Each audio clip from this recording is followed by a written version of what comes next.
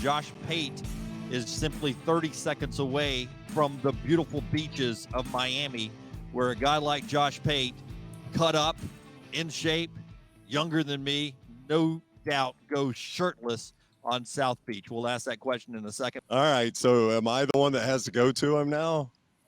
Does he have a shirt on? I don't know. He's got a robe on or something. What are you, robed? That's the question. Before we start the playoffs, I just want a nice old-fashioned prop bet. We're going to go even juice. Do I have a shirt on underneath this towel? Because it's 83 degrees outside right now. Yeah. LT, LT's kind of the odds maker on the show. Yeah, I think the only person that cares, Josh, is Dunaway, the way he's There we go. He's got a shirt on. The disappointment. Oh, wow, Jim. Yeah, okay. So awkward. Josh Pate is with us at Late Kick Josh. See him on 24/7. How are you? Well, how are things in Miami? It's good. I've been keeping track. I've eaten into the tens of thousands of calories down here so far. Mildly sunburned. That's why I'm not outside. I'm in this dark, very controlled climate of a hotel room. But it's really good. I don't know if you guys feel this out in Dallas, but it's kind of felt, and I always feel this way around the semifinals. When you're coming off Christmas, the college football calendar is so abnormally structured to where you're coming off a big seasonal holiday, and then you're trying to gear right back up and you're trying to go into a college football holiday. And it always feels to me like that late Wednesday or that Thursday or whatever, the 24 to 48 hour time period before those games kick off, that's really when you start to feel, oh, that's right, I'm here for a reason. That's kind of how I feel this morning. So Michigan should be undefeated. We all saw Michigan State. They blew a 16-point lead. This is a really good Michigan team. But, Josh, I'm a little surprised at how many people think Michigan's going to win this game straight up. I understand that Georgia played far from their best against Alabama in this SEC championship game, but I still believe Georgia's got an elite defense. I think they've got too many athletes. I think Georgia wins this game going away. Where are you on this game? Yeah, there's a lot of that energy down here, too. I think there are a lot of folks looking for reasons to pick Michigan. You guys cover Alabama a lot. They do it with Bama all the time. People are looking for a reason. I think the reason they have found in large quantities is a lack of an elite playmaker out wide for Georgia. Obviously, non-elite quarterback play. Not bad, but non-elite. And look, to me, when you have those kinds of ingredients involved here, even if Georgia has edge recruiting rankings, has edge talent roster, and any kind of edge you want to give them, it's never insurmountable if you lack those ingredients at quarterback and wide receiver. So then I'll tell you the biggest thing that I think to watch in this game is early on, watch for the same things that Alabama was able to do. When Alabama's offensive line, surprising to many, was able to stand up to Georgia, and there was no pressure on Bryce Young early, all of a sudden you go from thinking, ooh, it's 10-0, and then I wonder if Georgia's going to pull away with this to, oh my goodness, Alabama's offense is having a field day. Now, Michigan does not possess that kind of offensive firepower. What they do possess, at least in terms of the awards given out, is the best offensive line in the country. So early on, if I'm backing Michigan, if I'm making that devil's advocate argument, I would say we trust our running backs, but even if we can't run the ball for 6 yards a carry against Georgia, we trust our offensive line. And Cade McNamara may not be ready to throw for 450 yards, but he may be ready to throw for a high efficiency, high completion percentage number. He may be able to move the chains for us. And all of a sudden, we're on the field. And you're talking like about Jordan Davis being gassed again in the second half. And maybe we, if I'm Michigan, we're doing a little more through the air than you thought we would. I think there are ways, in other words, to craft that argument, even if I may slightly lean on the other side of things. Josh Pate is with us, 24/7 Sports at Late Kick Josh. He is on the Pepsi hotline. There is so much talk about Jim Harbaugh. I was trying to remember who was. Oh, it was Roman Harper, who was with us earlier this week from the SEC Network, Josh. And he said, I played against a guy in the NFL. You can count on him doing I'm the smartest guy in the room move during these games. If they work, great. But if not, these are the types of things that can get you beat.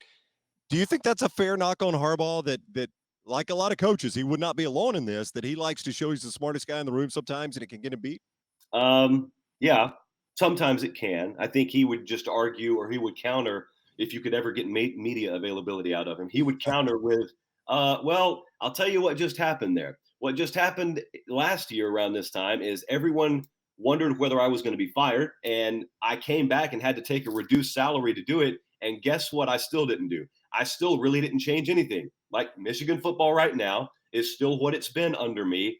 I brought in Josh Gaddis a couple of years ago. We may have made a tweak here or a tweak there, but I think if anything, if you want to call that arrogance or stubbornness, those things have been emboldened by the fact that he stayed and doubled down on Jim Harbaugh. And now all of a sudden, here they are in the college football playoff. So, yeah, but look, aside from that, if you look at the matchup advantages for Georgia, one of the ways to counter that is either winning what I call the Bob statistic, which is the bounce of ball statistic, which isn't a real statistic. You just got to have some things break your way. The hidden yardage battle of special teams and field position, and see if you break one of those, double reverse, halfback pass, all those wrinkles we've seen from them throughout the year. It could be that in a high volatility, high variance kind of game, like I think we're going to have, where one of those plays could change things. That's exactly what could happen. One of those, if you pop it, it could take you from 27-23 to 30-27, and could be Michigan headed to Indianapolis. Josh Pate's with us on the Pepsi hotline. The late kick, Josh Pate. Everybody loves him. When you look at this Alabama team here in Dallas, and Bryce Young just became the first Alabama quarterback ever to win the Heisman Trophy. And you look at all the different styles of quarterbacks that has won a national championship for Nick Saban. Is this the guy that the team relies on more than any of the other guys, more than McElroy, more than McCarron, Coker, and the other guys that have won it, Tua and Jalen, and then Mac Jones? It seems like this team, it's Bryce Young or die. Yeah, I don't know why people didn't latch on to that earlier in the year. I guess it's because Alabama was not running up the kind of scores that people expect them to run up. I don't know. Maybe you guys felt different. When I watched Bama this year, and I watched the correlation of the Heisman conversation with Bryce Young's performance, I thought they were detached. Like I thought Will Anderson should have gotten a lot more push. But in absence of that being a real consideration, I thought Bryce Young was far and away the best quarterback in the country from the early portion of the season on. And everyone could point and say, okay, well, if he was really that, Alabama wouldn't have lost to A&M. They wouldn't have barely beaten Florida. I would come back and say, this is a 4-loss team. That's a 3 or 4 loss team without Bryce Young. Let me give you guys a little backstory here. I talked to a Heisman voter, and I'm going to spell out how insane this process is. I talked to a Heisman voter who had Matt Corral number 1. I think he had Hutchinson number 2, had Bryce Young, I think, 3rd. And I asked him, what is wrong with you? And he said, well, it's Alabama. So without Bryce Young, they'd still be Alabama. No, they wouldn't. Not this year, they wouldn't. I think if you were to get truth serum and Nick Saban, or if we got him after the season and he just unwound a little bit and he honestly assessed this team, I think he'd look at it and say the same thing. That guy at quarterback in his first year as a starter, he barely even got meaningful mop-up time last year. Remember, he's our first-year starter for us and completely carried this team. So, yes, I think it's the most valuable quarterback they've ever had. He's making a lot of money. They're in the Big 12 now, and he's gotten them to a college football playoff. Do you believe Luke Fickell now is a lifer at Cincinnati? I don't believe that. No. But I say that, and then it'll sound like I'm talking out of both sides of my mouth. I do believe he is fully immersed himself in the job there. And I think Luke Fickell has interwoven himself in the culture of Cincinnati football. I think that's the antithesis of what Brian Kelly was at Notre Dame, which sounds weird because Kelly was there for a long time. But now that he's exited, and a lot of people feel more emboldened to tell the truth, they say Brian Kelly never really embraced what Notre Dame was. We tolerated it because the guy was winning, and that's ultimately what we wanted him to do. But Brian Kelly and Notre Dame, they were never one. They were two entities, and one happened to employ the other. Luke Fickell is Cincinnati. He feels like Cincinnati. And when you cut him open, Cincinnati comes out. Having said that, if we got that old truth serum injected in him, I think he would admit to you there are higher aspirations.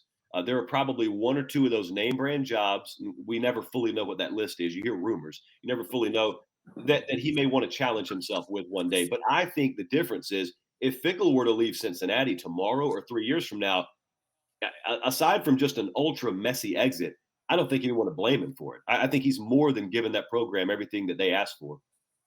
Josh Pate is with us 24/7 Sports. He's on the Pepsi hotline. We were at a restaurant, Dunaway and I, here at the hotel last night, watching the college basketball games in Oklahoma and Oregon. And a Cincinnati fan and his daughter came in and sat down next to us at the bar. And he said, I fully believe. Now, this guy's got his Cincinnati gear on. He's in Dallas. He says, I fully believe that this guy takes the Ohio State job because I fully believe Ryan Day's taking the Chicago Bears job. Wow. And this guy lives in Columbus, by the way. Now, I'm not suggesting he's an insider. I'm just saying, Josh, that's kind of this is a guy that spent money to be in Dallas and buy these tickets to watch this game. And he seemed kind of cool with it. He was like, hey, look, the guy he's put us where we never thought we would be. He's the reason we're in the Big 12 right now. I would appreciate him, but I'm guaranteeing you that's what he's about to do. Yeah. So let's say that were to happen. I certainly don't have inside information on that front. But if that were to happen, his attitude, even though it may be anecdotal in the ballroom of a hotel room there, I think it really is emblematic of how a lot of people would feel. I was on one of those insane Twitter spaces a couple of weeks ago for Oregon when Mario left, and some of the former players, one in particular, was coming out and saying, I don't like this because he used us. So we only need to get former players as head coaches here so they don't use us. And then another former player fires back and says, how could he have used us if he's leaving the program in a better spot than it was Right. when he got here? And Cincinnati would say that times 100 about Luke Fickell. And there's no one in their right mind who would get mad. Notice I said right mind. That would get mad at anyone leaving Cincinnati in better shape than they got there and going to Ohio State in the process. He has paid every bit of his dues there. Who would you like to travel the country with more? Dana Holgerson, or let's throw out I don't know, Dr. Fauci. That's such a weird question. Who would you like to travel the country with? Your Renaissance tour next year, 2022. Would you like to take Hogo with you? All right. Look, it depends on how we're traveling. If we're traveling standard, I don't know that Dana Holgerson's a guy that I want to be on 13th row of Southwest with. But like, let's say we were freight hopping across the country, which I've done, not across the country, but which I've done a time or 10.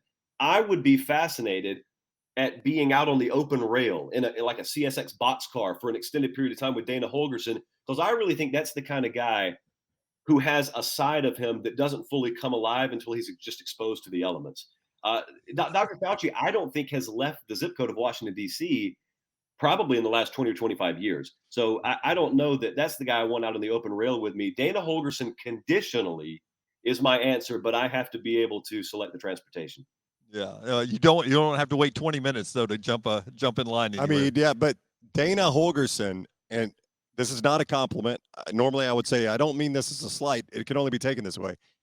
Josh, I think he's one of the few college football head coaches that with just a slight wardrobe adjustment looks like a hobo. Yeah. And that's the way I try and live my life. And that's why I think I identify with a little side of him.